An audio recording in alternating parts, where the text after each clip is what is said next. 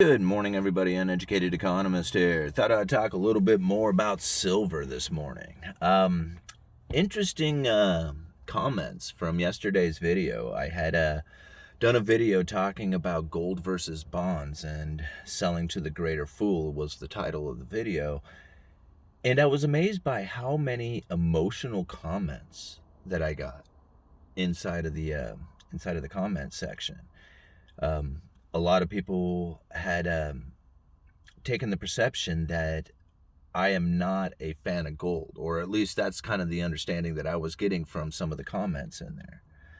And I think that's probably a very inaccurate way of looking at it. I am a big time fan of gold and silver, especially silver.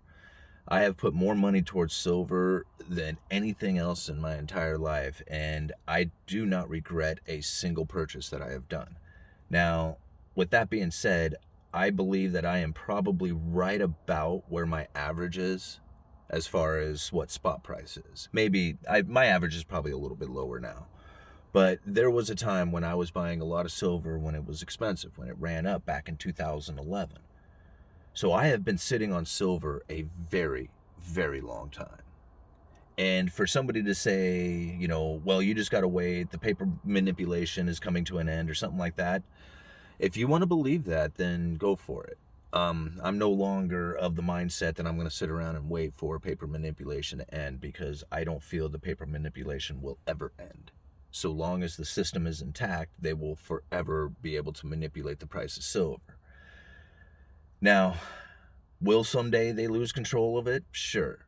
I mean, I'm sure there will become a day where they do lose control over the silver, paper pricing of it. And you'll see those astronomical high, per ounce, $500,000 ounces, stuff like that. But people have asked me on that, when will we see it? When will we see silver reach its full potential? And to be honest with you, you don't want to see that time. You're talking some pretty bad economic situations. Think Venezuela and Argentina. Think about the places where you have seen silver and gold reach their full potential, and the economic environment around isn't that wonderful. And I don't think you really want to be there. I mean, the day that you're able to trade a few hundred ounces of silver over for a house, you're going to be seeing some pretty bad times. I don't wish it upon us. Insurance is silver is my insurance policy. And when I'm looking for insurance, I buy silver.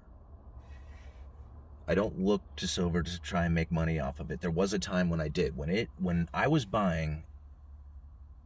bought my first piece at $17, and it ran up to $50, and I was buying all the way up, and I was sitting on $50 an ounce silver, and I thought, man, I am very smart. Everybody should have listened to me. But I didn't sell any, because I had an emotional connection to the silver. I was right and everybody was wrong. And when the silver price crashed and I hadn't sold a single ounce, and I've sat here, completely underwater on my silver for years and years and years.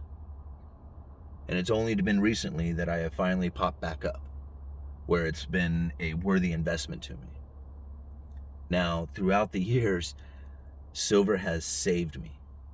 I needed a car at one point. I was broke. I had no money. I lived way out in the country, and I had a broken car. I was stuck.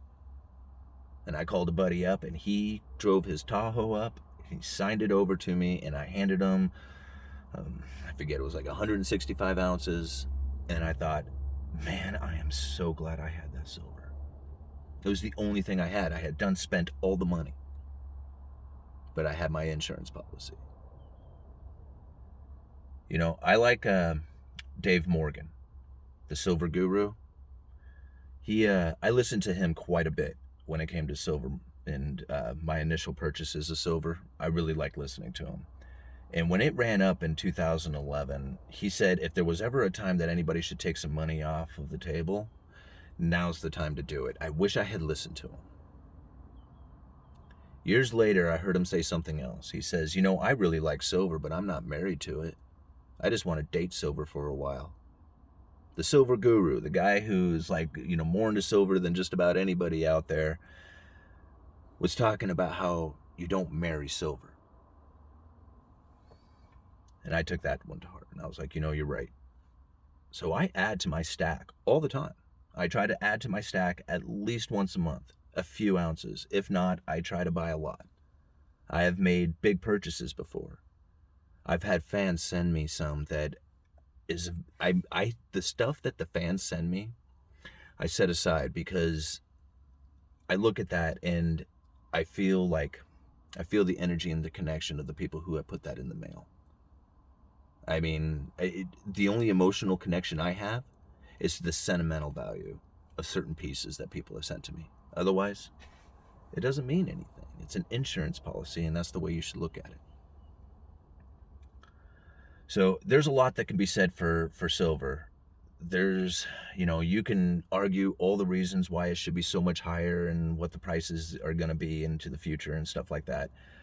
I'm not disagreeing with any of that, but I've heard that all before, and it doesn't excite me any longer. What excites me is low prices. I want to see silver at $20 or less, and I would be a much bigger buyer of it.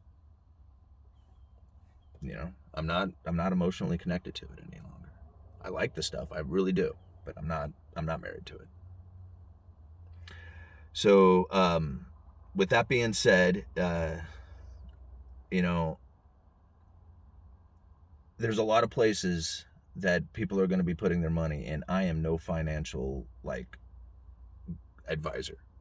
I have no idea what I'm doing with my money. I don't know if I know what I'm doing with it, but I don't know if it's the right thing. And one thing I found out is that economists make terrible investors, and investors make terrible economists. So I don't know if I'm exactly the right person to be listening to when it comes to investing, but I tell you what I'm doing with my money, and so far it seems to be working for me. All right, Uneducated Economist, you guys let me know.